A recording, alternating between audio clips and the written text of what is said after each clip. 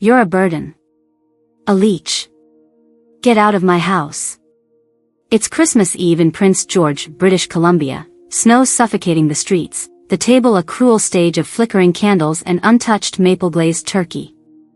My dad's voice slices through the carols like a rusted blade. You're a burden. A leech. Get out of my house. Each word rips my chest open, a wound so raw it burns colder than the December air. My mom's eyes glue to her plate, a coward silence. My brother Liam scrolls his phone, discarding me like yesterday's news. The betrayal chokes the room, crushing my heart until it's dust. I don't scream. I don't collapse. My trembling hand hits record on my phone, Navy training kicking in, and I stagger into the frozen dark, my soul screaming where my voice won't. They thought they broke me, but they don't know my name. If family ever stabbed you in the heart, this is your story. Stay with me. That night in Prince George, British Columbia, the snow didn't just fall, it buried everything, like it was trying to smother the pain. I'm Emma Thompson, 34, a former logistics officer in the Canadian Navy, 10 years of hauling supplies across oceans, from Halifax to the Pacific. I grew up in this frozen town, 800 kilometers north of Vancouver, where folks wave at Tim Hortons but gossip over backyard fences. My family? They were masters of keeping up appearances. My dad, Robert, a retired mechanic, spent his days polishing his vintage snowmobile and his ego. My mom, Margaret, played the perfect homemaker, her smile as curated as her Pinterest board of holiday wreaths. My younger brother, Liam, 28, was their golden boy, always figuring out his next big tech startup while living rent-free in their basement. Christmas Eve was their stage, Margaret's maple-glazed turkey, Robert's endless toasts to himself, Liam bragging about a coding gig that never materialized. I just finished my final tour, wired thousands to their account over the years, $2,000 for a new furnace, $1,500 for Liam's laptop. I thought coming home would feel like something warm, like a Hallmark card. Instead, I got silence. No, welcome back.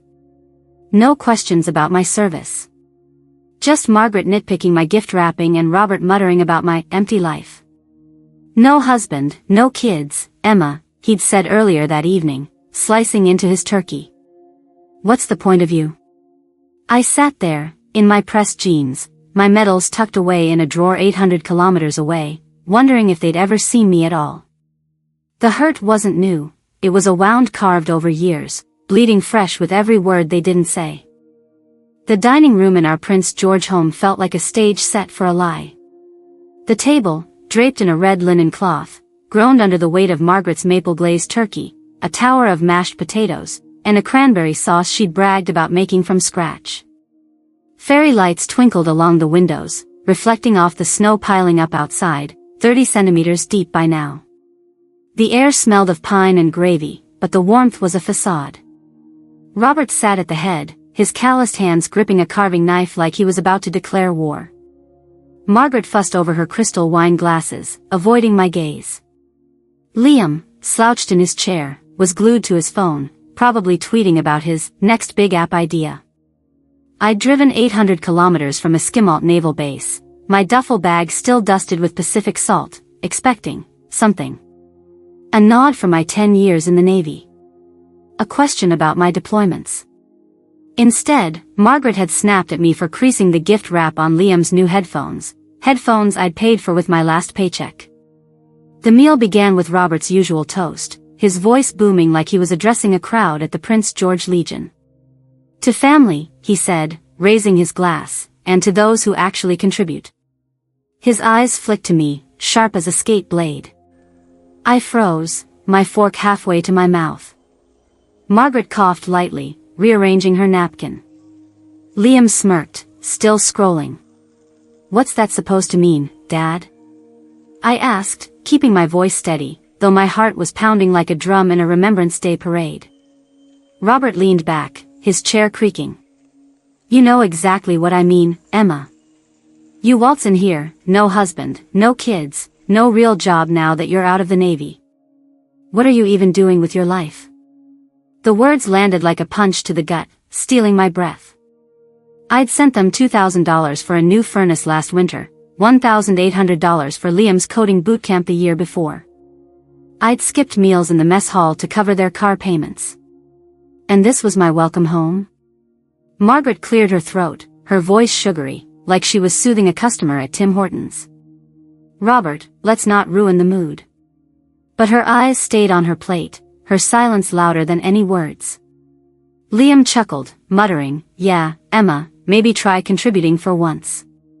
I stared at him, the brother I'd bailed out of credit card debt twice, his smug face lit by his phone screen. The room felt like it was shrinking, the fairy lights blurring into a haze. Then Robert leaned forward, his voice low and venomous. "You're a burden, Emma. You've been leeching off us for years. Get out of my house." The words weren't just a slap, they were a knife, twisting in every scar I'd carried from this family. The carols stopped, or maybe my ears just shut them out. Nobody moved. Nobody spoke. Margaret dabbed her lips with her napkin, like she was wiping away the mess of me. Liam's thumbs kept tapping his phone. I didn't scream. I didn't throw the turkey at the wall. My Navy training kicked in: stay calm, assess, act. My hands slid to my phone in my pocket, the record button already on since Robert's toast. I'd learned in the service, document everything, especially when trust is thin. I stood, my chair scraping the hardwood floor, and folded my napkin with precision, placing it beside my untouched plate. "You're serious?" I asked, my voice low, steady, like I was confirming coordinates for a supply drop. Robert nodded, his jaw tight. "Dead serious." Margaret's eyes flicked up, then away, like she was watching a storm she didn't want to get caught in. Liam didn't even look up. I grabbed my duffel bag from the corner, the same one I'd carried through 3 deployments, and slung it over my shoulder. The weight felt familiar, grounding. As I walked to the door, the cold air from the porch seeped through the frame, stinging my face. I didn't turn back. I didn't need to. My phone was still recording, capturing every second of their betrayal. That recording wasn't just evidence, it was my weapon. And I was going to use it. The snow stung my face as I stepped out of that Prince George dining room, the weight of Robert's words, "You're a burden," clawing at my chest like frostbite. I drove my beat-up Honda Civic 2 kilometers to a gas station on Highway 97, the only place open on Christmas Eve, its neon Tim Hortons sign flickering like a cruel joke. I sat in the parking lot, engine off, my breath fogging the windshield. 10 years in the Canadian Navy, hauling supplies from Eskimo to Arctic outposts, and this was my reward, a family that saw me as a leech. I'd wired them money every month, my Navy paychecks bleeding into their bank account, $2,000 for a new furnace when theirs died in a minus 30 degrees Celsius freeze, $1,800 for Liam's coding bootcamp he never finished, $900 for Margaret's emergency dental work that somehow funded a Whistler ski trip. I ate powdered eggs in the mess hall to keep their lights on, skipped leave to cover their car payments. And yet, they sat there, sipping Okanagan Valley wine, while I was erased from their perfect family portrait. I pulled out my phone, the recording from dinner still running, capturing the silence that followed Robert's venom. I saved it, labeled it Christmas 2024, and opened my banking app. The numbers didn't lie. Over a decade, I'd sent $120,000, enough for a down payment on a small house in Prince George. My account balance stared back, $642.37.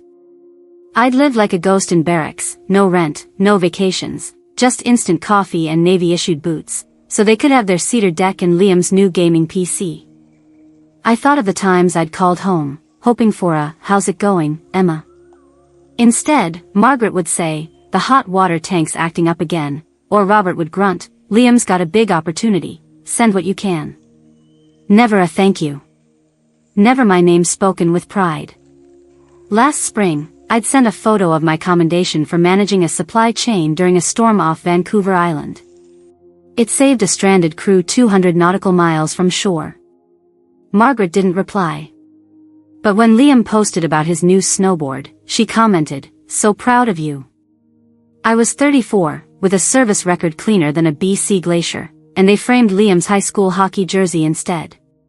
The pain wasn't the money, it was the lie. They'd told the neighbors I was just helping out in the Navy, like I was filing papers at a Victoria office, not coordinating convoys in the Arctic Circle. "She's not settled yet," Margaret once said at a church potluck, her voice dripping with pity. No family of her own. I overheard it on a rare visit home, standing 3 meters away with a plate of Nanaimo bars. I wanted to scream, "I've kept your family afloat." But I didn't. I just smiled, like a good Canadian daughter, and drove back to base. That night in the gas station lot, I opened my laptop, the screen glowing in the dark. I started a spreadsheet, not out of spite, but survival. Every transfer, every date, every vague excuse they'd given me. Row 1, $1,200, car repair, January 2020, same week Margaret posted about a Kelowna winery tour. Row 17, $800, Liam's tuition, September 2022, followed by his Instagram story flaunting a new drone. The numbers stacked like a house of cards, each one a piece of me I'd given away. I wasn't angry anymore. Anger was too small for this. It was a bone-deep betrayal, a wound that ached in the -20°C cold of that parking lot.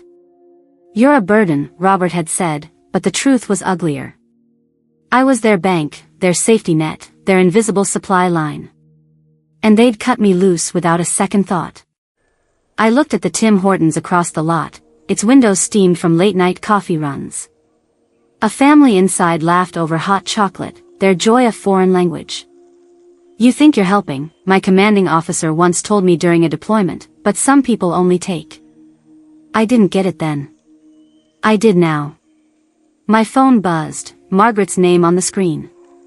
"Emma, you okay? It's Christmas." I let it ring. The spreadsheet was still open, rows of proof that my love had been a transaction. I closed the laptop, started the car, and drove into the night, the recording in my pocket heavier than the duffel bag beside me. If they thought I was done, they were wrong. This wasn't over. The highway stretched dark and empty as I drove away from that Prince George gas station, the Tim Hortons sign fading in my rearview mirror like a taunt. The cold bit at my fingers through the cracked window of my Honda Civic, the heater barely working in the -25°C night. My phone, still holding the recording of Robert's venom, "You're a burden. Get out of my house," sat heavy in my pocket, a grenade I hadn't yet pulled the pin on.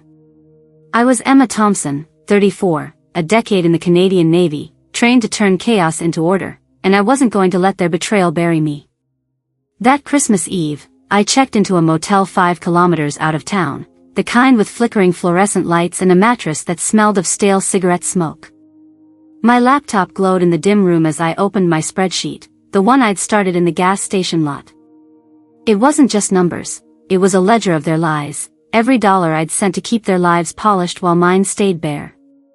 I added new rows, my fingers moving with the precision of a Navy logistics officer charting a supply route. Row 23, $1,000, roof repair, March 2021. Same month Margaret posted a photo of a new stainless steel fridge on Facebook, captioned, "Kitchen Glow Up." Row 34, $2,500, medical bill, July 2023, followed by Liam's Instagram reel of a Tefino surf trip, his new board gleaming under the BC sun. The total hit $125,000, a number that could have bought a condo in Kamloops. I'd lived on instant ramen and Navy coffee to fund their Okanagan wine tastings, their backyard hot tub, their emergencies that always seemed to end in luxury. Each entry felt like a shard of glass, cutting deeper as I typed. But this wasn't about pain anymore, it was about clarity. I wasn't their daughter, I was their ATM, and I was done dispensing. 2 days after Christmas, I drove back to their house, unannounced, my duffel bag still in the trunk. The snow had piled 40 centimeters high, but their driveway was cleared, their house glowing with new LED string lights.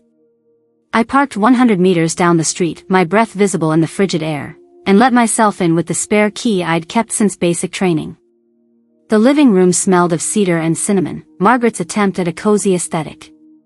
A 65-inch smart TV hung on the wall, flanked by sleek floating shelves. The kitchen island gleamed with quartz, a Nespresso machine humming softly beside a stack of artisanal maple syrup bottles. I opened the fridge, stocked with craft beer, organic kale, and a cheesecake from a Prince George bakery I'd sent $600 for last summer, labeled grocery emergency. My stomach twisted, not from hunger, but from the truth staring me in the face. Liam's bedroom door was ajar, music blasting through his new speakers. I knocked once. He looked up, startled, pulling off his headphones. Designer, of course. Emma? What are you doing here? He asked, his voice lazy, like I'd interrupted his nap. Just checking on my investments, I said, my tone flat as the frozen Fraser River. He laughed, nervous. What, like the house? It's not a bank. I tilted my head. Funny you say that, Liam. I've got a database that says otherwise, $125,000. Care to explain the Tofino trip? His face paled, his eyes darting to his phone. That's not. Mom and Dad needed help, you know that. I stepped closer, my boots leaving wet prints on his hardwood floor. Help? Or a blank check for your surfboard while I ate MREs in Esquimalt? He stammered, you're blowing this out of proportion. I didn't blink. I've got receipts, Liam. Literal ones. I left his room, my heart pounding but my steps steady. In the kitchen, I opened my laptop and added another row. December 2024, home visit, confirmed misuse of funds. I wasn't just documenting anymore, I was building a case, like I'd done for supply shortages in the Arctic. My phone buzzed, Margaret again. Emma, come back for Boxing Day. We miss you. Miss me? They missed my bank transfers. I didn't reply. Instead, I synced the spreadsheet to a cloud drive, password protected, labeled Family Operations Log. My commanding officer's words echoed, some people only take. I'd spent a decade ignoring that truth, wiring money from bases 3,000 kilometers away, thinking it would earn me a place at their table. Now, I saw it for what it was, a transaction, not love. I closed the laptop, grabbed my keys, and walked back into the snow. The recording was still on my phone, and the spreadsheet was growing. They'd called me a burden, but I was about to show them what happens when the supply line cuts off. The snow crunched under my boots as I walked away from that Prince George house, the LED string lights mocking me with their artificial glow. My Honda Civic idled 100 meters down the street, the engine coughing in the minus 25 degrees Celsius chill of late December 2024. I was Emma Thompson, 34, a decade in the Canadian Navy, and I'd just seen the truth laid bare. $125,000 of my paychecks had built my family's polished life. Quartz countertops, an espresso machine, Liam's Tofino surfboard, while they called me a burden. My phone, still holding the recording of Robert's Christmas Eve venom, burned in my pocket like a loaded gun. The spreadsheet on my laptop, my family operations log, was a war map now, every row a battle I'd lost without knowing I was fighting. I drove back to the motel, 5 kilometers out on Highway 97, the neon Tim Hortons sign a distant blur. The room's fluorescent hum was the only sound as I sat on the sagging mattress, my breath visible in the cold. I opened my laptop, the screen's glow harsh against the peeling motel wallpaper. My fingers hovered over the keyboard, Navy discipline steadying my shaking hands. I drafted an email, each word carved with the precision of a supply manifest. To Robert, Margaret, Liam, I typed. As of December 26, 2024, financial support ends. I've reviewed 10 years of transfers, $125,000, and found no trace of gratitude or necessity. Make other arrangements. No love, no, sincerely, just facts. I hit send, the click echoing like a gavel in my head. The weight didn't lift, it shifted, like a ship correcting course after a storm. I wasn't just cutting funds, I was cutting them out. My phone buzzed immediately, Margaret's name flashing. Emma, please, let's talk, her voicemail pleaded, her voice syrupy, like she was selling a bake sale at the Prince George Legion. I deleted it without listening to the end. Then Liam texted, "You're freaking them out, Em. Chill. Chill." After I'd funded his drone, his boot camp, his life. I blocked his number, my thumb steady as if locking a cargo hold. By morning, Robert called, his voice gravelly through the motel's spotty reception. "You're letting us down, Emma. After everything we've done for you?" I gripped the phone, my knuckles white. "Everything you've done?" Like framing Liam's hockey jersey while I sent $2,500 for your medical bills that bought a hot tub? He sputtered, "That's not fair." I cut him off. "Fair? I ate instant noodles for a month to cover your car payment. I'm done." I hung up, blocked his number, and deleted the family group chat. Every "happy birthday" and "need a quick $500" erased in one tap. My email pinged, "Margaret again. Emma, we're struggling. You can't do this." Struggling? With a 65-inch smart TV and artisanal maple syrup? I archived it, unopened, and password-protected my cloud drive, the spreadsheet safe like classified intel. I drove 10 kilometers to a Prince George diner, the kind with cracked vinyl booths and coffee that tasted like regret. The waitress, a woman with tired eyes and a Canucks cap, refilled my mug. "Rough holiday?" she asked, her voice soft as the snow outside. "You could say that," I replied, staring at the steam rising from the cup. "Ever feel like your family only loves you when you're useful?" She nodded, wiping the counter. "More than you'd think, hon." I sipped the coffee, bitter as the truth I'd swallowed for a decade. My phone stayed silent now, no more buzzes, no more guilt trips. I'd wired my last dollar, answered my last call. The recording from Christmas Eve was backed up, a silent promise of accountability. My commanding officer's words rang in my ears, "Some people only take." I'd spent 10 years proving him wrong, thinking my sacrifices would earn me a seat at their table. They didn't. They never would. I walked back to my car, the snow now 50 centimeters deep, my boots sinking with each step. The diner's neon sign flickered behind me, casting long shadows across the lot. I wasn't running, I was retreating strategically, like a Navy operation pulling back from a lost position. The spreadsheet, the recording, my blocked contacts, they were my exit plan, executed with the precision I'd honed coordinating Arctic convoys. I didn't feel free yet, but I felt clear, like the first breath after diving too long underwater. My family thought they'd broken me, called me a leech while living off my blood. They were wrong. I wasn't a burden, I was a lifeline they'd cut themselves. And as I drove south toward Vancouver, the highway stretching 800 kilometers ahead, I knew this was only the first salvo. They'd hear from me again, and it wouldn't be with a check. The gravel crunched under my boots as I stood on the edge of my new life, a 10-hectare plot on Vancouver Island, 300 kilometers from the poison of Prince George.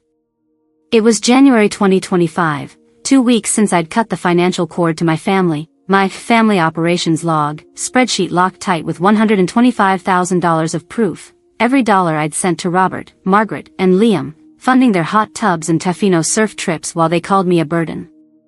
I was Emma Thompson, 34, a former Canadian Navy logistics officer, now planting roots in a cedar cabin that creaked with every gust off the Salish Sea. The air smelled of salt and damp earth, a far cry from the cinnamon-scented lies of their Christmas Eve table. My phone, silent since I'd blocked their numbers, held the recording of Robert's venom, a weapon I hadn't yet fired. But today, they came for me. A polished black Subaru Outback rolled up my dirt driveway, its wax gleaming under the gray BC sky. Robert stepped out first, his flannel shirt too crisp, like he dressed for a photo op at a Kelowna winery. Margaret followed, clutching a Tim Hortons box, double-doubles and donuts, a cheap peace offering.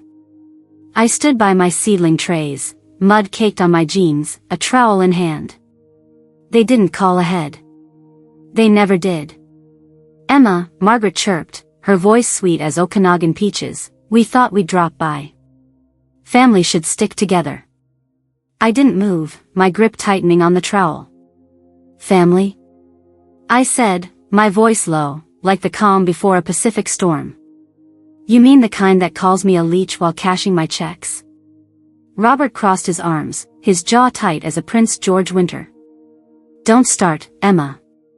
We drove 300 kilometers to talk, not fight. I laughed, a sound sharp enough to cut through the fog. Talk? Like when you told me to get out of your house? Or when you spent my $2,500 on a hot tub you called a medical necessity? Margaret's smile faltered, her eyes darting to the Tim Hortons box like it could save her. That's not how it was, she stammered. We needed help. You were always so good with money. I stepped forward, my boots sinking into the damp earth. Good with money? I lived on instant coffee and Navy rations so you could stock your fridge with craft beer and cheesecake. I pulled my tablet from the workbench, the spreadsheet glowing like a battle plan. Let's talk numbers, I said, my voice steady as a Navy briefing. $125,000 over 10 years. Row 23, $1,000 for a roof repair that bought a stainless steel fridge. Row 34, $2,500 for a medical bill that funded Liam's Tefino surf trip. Want me to keep going? Robert's face reddened, his hands balling into fists. You're keeping score now? After all we did for you? I held his gaze, unflinching. What did you do, Dad? Frame Liam's hockey jersey while I sent $1,800 for his coding boot camp? Tell the neighbors I was unsettled while I saved your house from foreclosure? Margaret gasped, clutching the donut box like a shield. Emma, you're twisting everything. I swiped to the recording, the one from Christmas Eve, and hit play. Robert's voice crackled through the speaker. You're a burden, Emma. Get out of my house. The words hung in the air, as cold as the -20 degrees Celsius wind whipping across my farm. Margaret's eyes widened, her face paling. Robert took a step forward, his voice low. You recorded us? That's low, even for you. I didn't blink. Low? Like calling your daughter a leech while living off her paychecks? I learned to document everything in the Navy, Dad. You taught me to trust no one. He opened his mouth, then closed it, his bravado crumbling like old snow. I'm done, I said, my voice ablade. You don't get to show up with donuts and pretend we're family. You took my money, my time, my heart, and gave me nothing but shame. I owe you nothing. Margaret's voice broke, a rare crack in her facade. We're your parents, Emma. Doesn't that mean anything? I looked at her, the woman who'd framed my brother's dreams but never mine. It did, I said, until you spent $125,000 proving it didn't. I turned back to my seedling trays, the trowel steady in my hand. Leave. Now. Robert muttered, you're making a mistake. I didn't look up. The mistake was thinking you'd ever see me. Their Subaru backed out, tires spitting gravel, the Tim Hortons box left on the ground. The sea roared in the distance, and for the first time, I felt the weight of their lies lift. They'd pay, not with money, but with the truth. The gravel dust settled as Robert and Margaret's Subaru vanished down my Vancouver Island driveway, their Tim Hortons box abandoned like a discarded apology. It was February 2025, a month since I'd faced them with my spreadsheet and the Christmas Eve recording that burned their lies to ash. I was Emma Thompson, 34, a former Canadian Navy logistics officer, now standing on my 10-hectare plot, the Salish Sea roaring 500 meters away. My cedar cabin, tucked between windswept pines and rocky hills, creaked under the weight of a new life. No Wi-Fi, no LED string lights, just the raw scent of salt and soil. I'd traded Prince George's suffocating snow for this, Foxglove Farm, named for the wildflowers that clung to the cliffs, stubborn and untamed, like me. The pain of Robert's words, you're a burden, still lingered, but it no longer owned me. I was building something they couldn't touch. I started small, my Navy discipline turning chaos into order. I cleared 2 hectares of brambles with a second-hand scythe, my hands blistering under gloves worn thin. I planted potatoes and kale, crops tough enough to survive the island's unpredictable spring rains. My first harvest was 50 kilograms of spuds, sold at the Nanaimo Farmers Market 20 kilometers away. The market was a patchwork of flannel shirts, local honey jars, and the hum of BC ferries in the distance. A woman in a Canucks hoodie bought my entire stock, her eyes crinkling. "These are real," she said, hefting a sack. "You grow them yourself?" I nodded, my voice steady. "Every shovel, every row." She smiled, handing me $40 in crumpled bills. "Keep it up, eh?" That $40 felt heavier than the $125,000 I'd sent my family. It was mine, earned without guilt. My cabin was a far cry from their Prince George quartz countertop palace. The roof leaked in a 10-centimeter downpour, and the propane stove sputtered like it held a grudge. I fixed the roof with cedar shingles from a Nanaimo hardware store, 15 kilometers away, hauling them in my Honda Civic's trunk. I taught myself irrigation, rigging a rainwater tank from a rusted barrel I found behind the shed.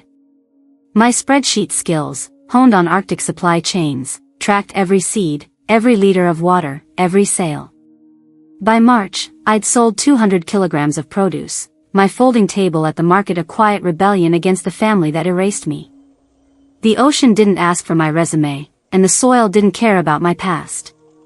For the first time, I wasn't running on someone else's orders. One evening, as the sun dipped below the pines, casting a 5-kilometer glow across the strait, a neighbor named Clara stopped by. She was a retired fishmonger, her hands rough as the barnacles on the nearby docks. "Heard you're the Navy gal who took the old Carter land," she said, leaning on my fence, a thermos of coffee in hand. "Tough spot. You holding up?" I wiped sweat from my brow, my trowel caked with dirt. "Tough's what I'm built for," I replied. She chuckled, offering me a sip from her thermos. "You remind me of me, kid. Keep your gate locked and your heart open." Her words landed soft, like the first spring tide.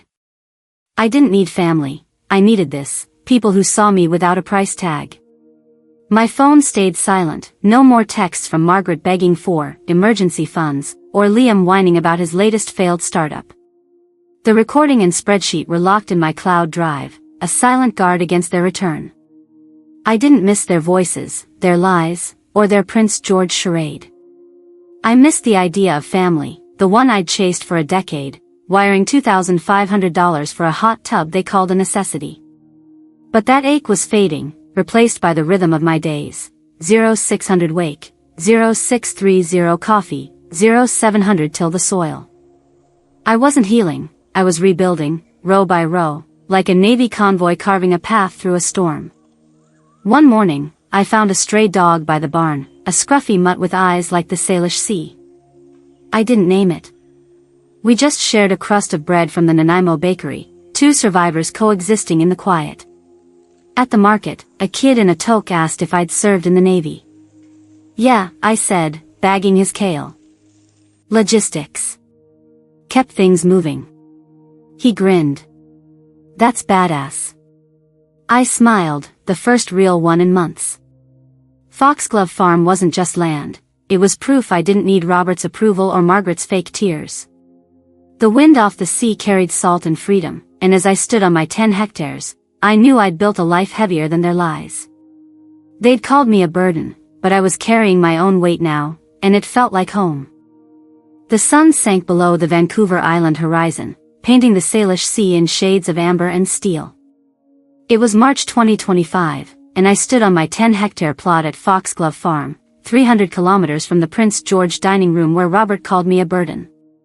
I was Emma Thompson, 34, a former Canadian Navy logistics officer, now with dirt under my nails and a life I'd built from the ground up. The cedar cabin behind me hummed with the quiet of earned peace, no Tim Hortons peace offerings, no quartz countertop lies, just the rhythm of waves and the rustle of kale in my fields. My spreadsheet, locked in a cloud drive with $125,000 of proof, and the Christmas Eve recording of Robert's venom were relics now, not weapons. I didn't need to fight anymore. I'd won by walking away. This wasn't the victory they show in movies, no grand speeches, no tearful reunions. It was quieter, heavier, like the 50 kilograms of potatoes I hauled to the Nanaimo Farmers Market 20 kilometers away.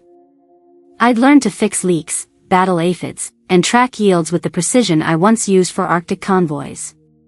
My farm wasn't just land, it was a line I'd drawn in the sand, a boundary no one could cross. Robert, Margaret, and Liam hadn't called since I'd faced them with the truth, their Subaru retreating down my gravel driveway. Their silence wasn't an apology, it was proof I'd been right to let them go. I didn't need their love, their approval, or their framed hockey jerseys. I needed this, the salt air, the stubborn soil, the stray dog by my barn who shared my Nanaimo bakery bread without asking for my past. Here's what I've learned, and I hope it sticks with you: loyalty isn't a chain you wear forever. It's a contract, and when it's broken, you don't owe anyone your pain. If someone calls you a burden while living off your sacrifices, walk away. Build something they can't touch, a farm, a dream, a life that answers only to you. I spent a decade giving my family everything, $125,000, my energy, my hope, only to be erased. Now, I give that to myself, and it's enough. If you've ever felt invisible at your own family's table, know this: your worth isn't in what you give them. It's in what you keep for yourself. I share this story on True North Courage because it's not just mine, it's ours. If you've ever carried the weight of someone else's lies, drop a comment below. Tell me about the moment you chose yourself over their expectations.